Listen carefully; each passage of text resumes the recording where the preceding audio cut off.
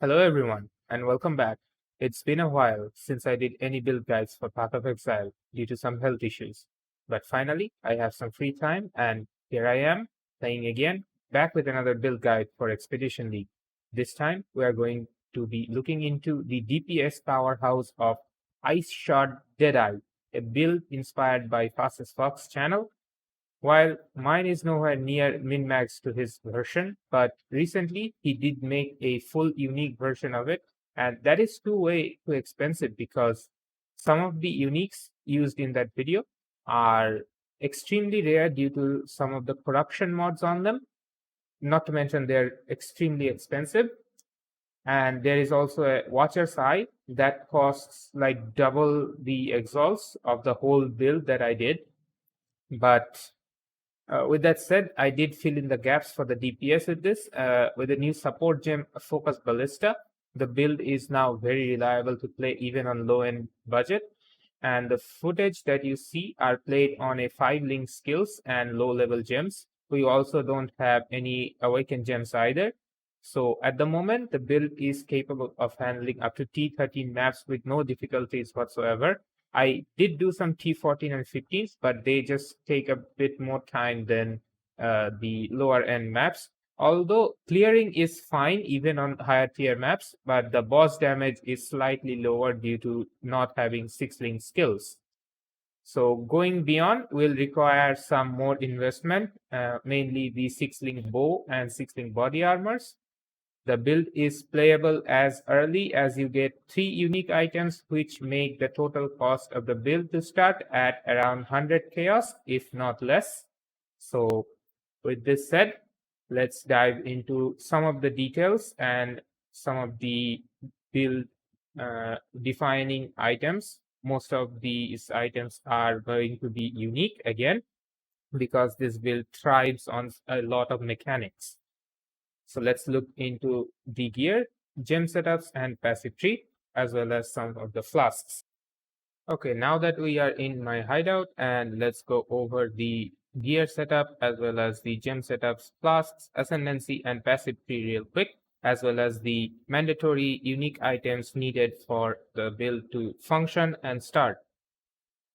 First of all, let's start with the bow slot, our main weapon. Our weapon of choice for this build will be the Arborix Assassin Bow. This bow adds a lot of flat physical damage to our attacks, so this will be converted into cold damage for our ice shot, and it will give a massive boost. The other weapon of choice for this build would be Death's Opus, but the Death's Opus is more focused towards the crit version with a lot of crit chance and a lot of critical strike multiplier. By using Arborix, we get a lot of flat fist. Since we are not going into crit that much, so Arborix is our main weapon of choice for the low end budget. Also, by using Arborix, we are limiting ourselves to using only dash as our movement skill. While as with Death's Opus, you can use things like Mirror Arrow, Blink Arrow, and Flame Dash as well. But for the low end budget, I recommend sticking to Arborix as well. This is going to be one of the mandatory uniques to start this build. As of right now, an unlinked version of Arborix costs around 30 chaos for a good stat rolls. Now, the next one is going to be a Void Fletcher Quiver. This is by far the other unique item that is mandatory to start. This grants us the Void Shot ability that kind of carries our all of the build stitched together. This is boss killer, map clearer, everything in one package. Like this is non-replaceable for the playstyle that we are going to use. On the other video, this is not going to be a full explanation of everything, but I'm just going to go over the gear in general.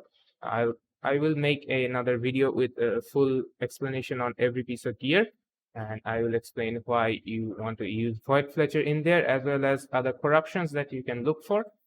For starters, just get any corrupted Void Fletcher for as cheap as you can, and make sure the full damage to attack roll is near high as much as you can. Okay, for the helmet slot, SNS Cant is really good, but it's expensive, around 1.2 exalt for high attack speed roll. So this can be easily replaced with a Staconge's head or any rare helmet with lots of life and resistance. And Devoto's Devotion is a good candidate for this slot as well. If you are not using SNS Scan, then make sure that you do a Arcanist brand setup with the Hydrosphere and stuff for bossing on the helmet slot that way. Okay, next, our amulet. I went for Pandemonius because it's cheap now in this far in the league. It's like 1 exalt, but this can be also replaced with a rare amulet with lots of life, resistance, attributes that are needed, and a lot of crit multi. Gain phases extra cold damage. Anything works. It depends on your budget, but Pandemonius is kind of the endgame item for this build. For our body armor, high desire, no exceptions there. Otherwise, like a very high-end body armor with double elevated mods, I think those can compare to this, but high desire is just a really, really good choice. So this is the third mandatory item for this build. I would say high desire. An unlinked version of this costs around 30 chaos for the high roll on added cold damage to bow attacks. Emphasize on the added cold damage to bow attacks when you're buying this. Make sure you get one with a high roll.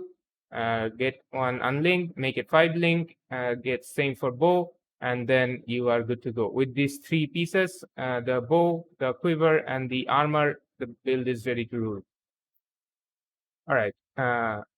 When I started the build, I did do it on a 5 link, just saying. I bought the 6 link really quickly because I thought that I needed 6 link for going into higher tier maps. Just that. Okay, for our rings, we are using 2 taming rings. These are just too strong to pass out. These just provide too much elemental damage. Like, these are really, really, really strong. For our gloves, I am using a Himsoro. Initially, I was using Tornado Shot instead of Ice Shot.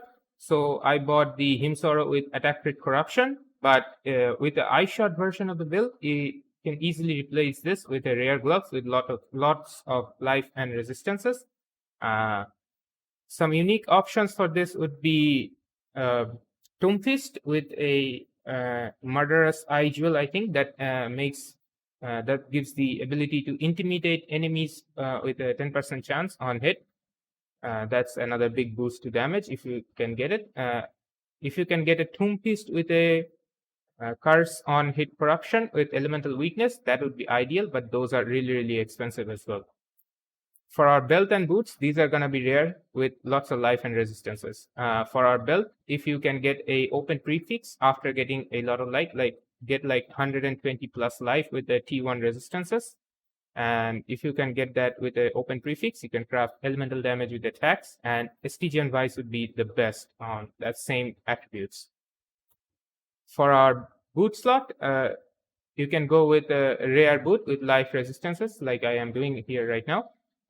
If you go with a Tomb Fist with curse on hit corruption, then you can use Wind Shriek boots to apply a second curse, and then you can have both Sniper's Mark and Elemental Weakness on the boss, and that will be a massive, massive boost for our damage. Other than that, you can, if you have a higher budget, you can go for something like a Onslaught plus Cold Ailment effect boosting boots with, of course, Elusive on crit. Those are going to be on a high-end budget though. For our flasks, I'm using Mana Flask still. It helps a lot, but maybe replace this soon. Then a Life Flask for sure. Jade Flask for more evasion rating. Diamond Flask for the occasional crits. This is a very good flask actually. I still keep this. Although Diamond Flask has been nerfed, but this serves the build a lot. Finally, a Sulfur Flask, Overflowing Chalice to fill up the other 2 utility flasks faster.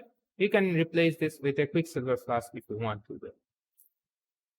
Okay, now with that said, let's go over the skill setup real quick. So starting off with our main link, the Ice Shot. This is going to be our primary hit that we use. It's going to be a 6 link on our body armor with Ice Shot. Elemental damage with attacks, added cold damage, inspiration, cold penetration, and hypothermia.